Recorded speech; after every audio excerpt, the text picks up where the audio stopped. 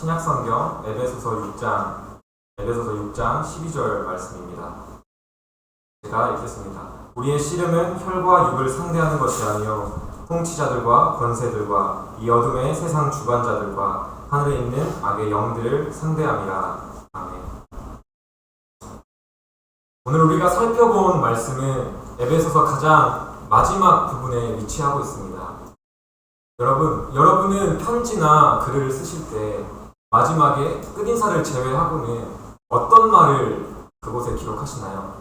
아마도 글의 가장 중요한 핵심적인 내용, 결론적인 부분들을 마지막에 기록할 것입니다. 이를 생각해 볼 때 오늘 우리가 살펴본 6장 말씀은 사도 바울이 가장 강조하고 주목하고 싶었던 말씀이라고 우리는 생각할 수 있습니다. 최근 유행했던 한 영화가 있습니다. 바로 한산이라는 영화인데요. 임진왜란 때 이순신 장군이 한산대첩을 승리로 이끌었던 그 내용을 담고 있는 영화입니다.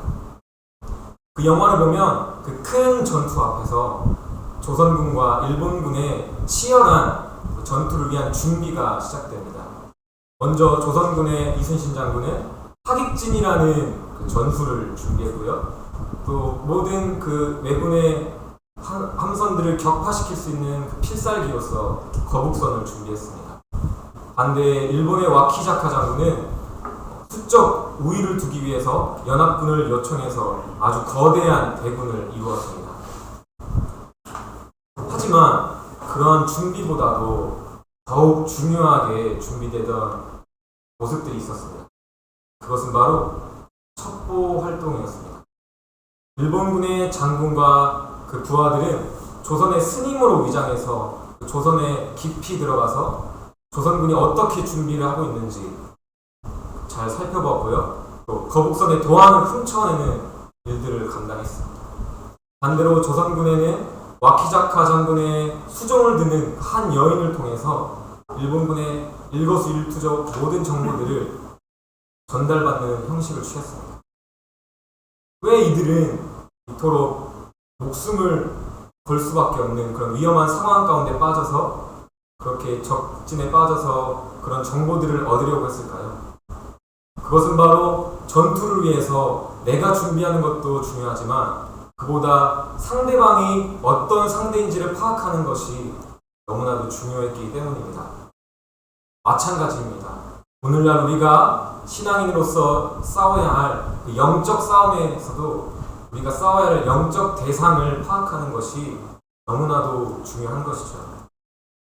여러분, 저는 오늘 본문을 포함한 6장의 영적 싸움에 대한 이야기를 우리가 지켜야 할 관계를 위해서 싸워야 할 싸움이라고 정의를 하고 싶습니다. 그 이유는 앞선 에베소 전반부의 말씀에서 성령이 하나 되게 하신 것을 힘써 지키라고 말씀하고 있고요. 아내와 남편, 종과 상전 등 여러 관계들 안에서 우리가 그 관계를 어떻게 해야 하는지를 정의하고 있기 때문입니다. 이런 맥락 안에서 한 가지를 가정해 보고 싶습니다. 만일 사도 바울이 오늘 우리가 읽은 12절 말씀을 이 에베소 편지에서 제외했다고 생각을 해보십시오. 과연 에베소 교회는 어떻게 되었을까요? 영적 싸움의 대상을 착각해서 에베소 교인들은 4장 3절에서 말씀하고 있는 성령이 하나 되게 하신 것을 힘써 지키라 라고 하는 그 말씀을 지키기 위해 도리어 서로 힘써 싸웠을 것입니다. 5장을 한번 살펴볼까요? 아내와 남편들은 서로를 어떻게 대해야 될지를 이야기하고 있죠. 마찬가지로 영적 대상에 대한 내용인 12절 말씀이 빠져 있었다고 한다면 서로를 향해 이렇게 이야기했을 것입니다. 여보, 사도 바울이 하시는 말씀을 기억해. 남편에게 복종하기를 죽게 하듯 하라고 했잖아.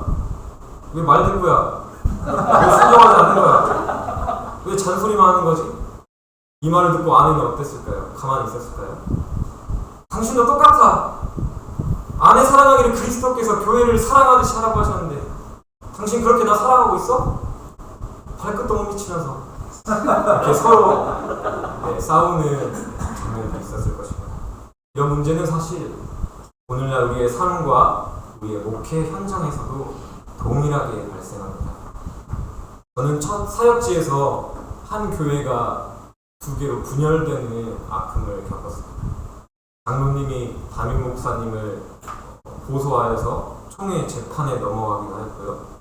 대표 기도 시간에 기도가 아닌 담임 목사님을 향한 그 항의의 소리들, 그 예배 중간에 나가버리는 그런 모습들을 보며 교육 전도사로서는 아무것도 할 수가 없어서 울며 기도로만 지냈던 시간들이 있었습니다.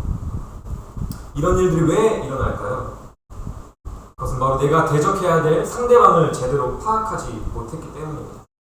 우리 눈에 보이지 않는 악한 영들을 대적해야 되는데 우리 눈에 보이는 우리가 서로 사랑해야 될 그 대상을 대적하고 있었기 때문이죠.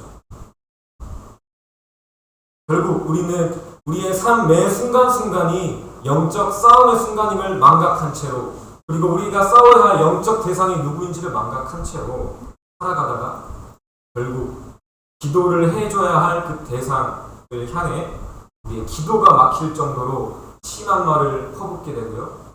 하나님을 위해 하나됨을 위해 힘써 지키고 사랑해야 할 그 대상을 향해 우리는 마치 사망을 선고하는 듯한 말을 퍼붓게 됩니다. 이런 모습은 결국 11절에서 말하고 있는 마귀의 관계에 빠져서 서로 사랑해야 할 관계가 완전히 망가져버리고 마는 결과를 낳고 맙니다. 여러분, 우리가 어떻게 해야 되겠습니까? 우리가 싸워야 할 영적 싸움의 대상이 누구인지를 우리는 분명히 파악해야 합니다. 예수님께서는 자신을 채찍질하고 고문하고 죽이려고 하는 유대인들을, 로마군인들을 대적하지 않으셨습니다. 천군 천사를 불러서 그들을 물리칠 수도 있으셨지만 그러지 않으신 거죠. 만일 예수님께서 눈에 보이는 사람을 대적하셨다고 한다면 십자가의 자리로 결코 나아가실 수 없었을 것입니다. 주님은 그들 배후에 있는 어둠의 영들을 보시고 상대해야 할 분명한 대적을 하시고 십자가 위에서 승리하셨습니다. 또한 예수님을 하나님께 범죄함으로 하나님을 대적하고 하나님의 원수가 된 우리를 결코 대적하지 않으셨습니다.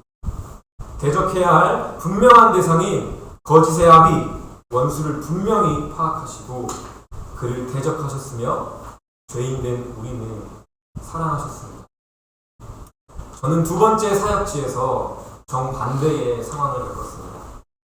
서로 다른 두 교회가 하나로 합쳐지는 기쁨을 맛보았습니다. 그 과정이 어땠을까요? 결코 순탄치는 않았습니다. 하지만 서로 이해하고 양보하고 희생하는 과정들을 통해서 교회가 하나 되는 은혜를 누렸습니다. 이 일들이 어떻게 가능했을까요?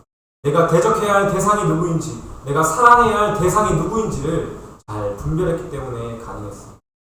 우리도 이처럼, 그리고 우리를 사랑하신 예수님처럼 우리의 영적 싸움의 대상을 분명히 파악해야 될 줄로 믿습니다. 우리의 싸움의 대상이 원수 마귀임을 분명히 파악하고 싸워 나갈 때 우리는 사랑해야 할 대상을 대적하지 않고 사랑하는 자리로 나아갈 수 있을 것입니다. 여러분, 나에게 사망을 선고하는 듯한 거친 말을 내뱉는 다른 이들을 사랑하십시오. 나를 대적이라고 생각하며 대적하는 그들을 한번 대접해 보십시오. 식사를 대접하고 커피를 대접하고 이처럼 조건을 뛰어넘는 사랑을 그들에게 보일 때 우리의 대적 마귀는 붕괴하고 우리가 사랑해야 할 이들의 마음은 녹아내릴 것입니다. 그런데 그 사람이 정말 미워서 절대로 대접하고 싶지 않을 수도 있습니다. 그렇다면 그를 위해서 우리가 기도는 할 수 있지 않겠습니까? 나의 기도를 막히게 하는 그를 위해 기도함으로 우리가 사랑해야 할 대상을 바르게 사랑하며 우리의 대적을 분명히 알고 대적하는 저와 여러분이 되기를